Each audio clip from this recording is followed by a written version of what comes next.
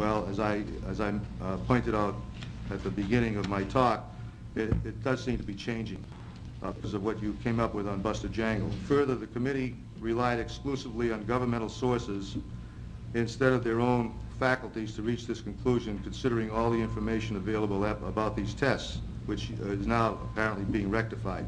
Can you imagine the uproar that would ensue when participants in the other test series learned that the tests they were in were not considered experimental? Well, now you've opened a Pandora's box by coming up with the evidence about Red Wing. So documentary material that is in our favor. Documentary material has been presented to this committee stating that urine samples were to be obtained from all the test participants, which of course were not obtained from the vast majority of the test participants. Why are urine samples taken? Are they taken to see how much radiation remains in the body? Are they taken to determine how the ingested radiation affects the subject's health?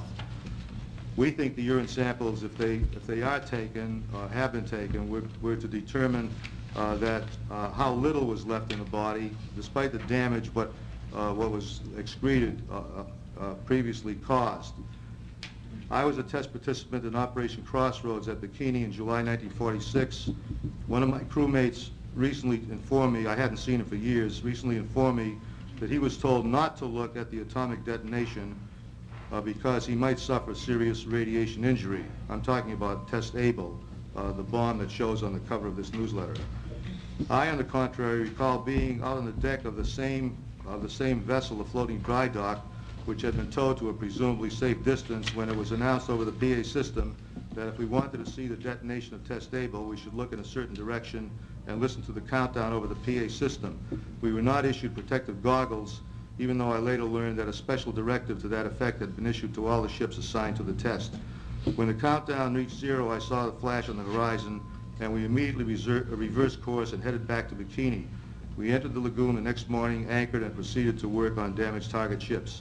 As before the test, when work was over, we stripped down and dove into the contaminated lagoon for our usual refreshing swim. Nobody told us that the lagoon water might be contaminated with alpha particles. Nobody told the young men who were sent aboard the target ships to retrieve dead and dying experimental animals, cameras, and test equipment about the dangers of radiation. Why were some of the target ships quote-unquote decontaminated and declared Geiger sweet as opposed to Geiger sour when they were really not, so that the crews could go back aboard to resume their normal duties? We believe that this was experimental. Why do the surviving crew members of some of the support ships still refer to them as death ships? The bottom line is that they wanted to see how our ability to engage in combat operations during a nuclear war would be affected. They wanted to see how living aboard supposedly decontaminated target ships would affect our ability to perform our military duties.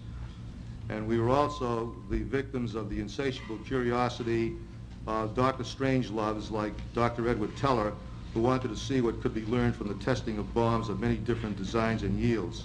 Just as John Deutsch lied on 60 Minutes the other night, Pentagon spokesmen have been lying for decades about the real effects of radiation on the hundreds of thousands of servicemen who were exposed.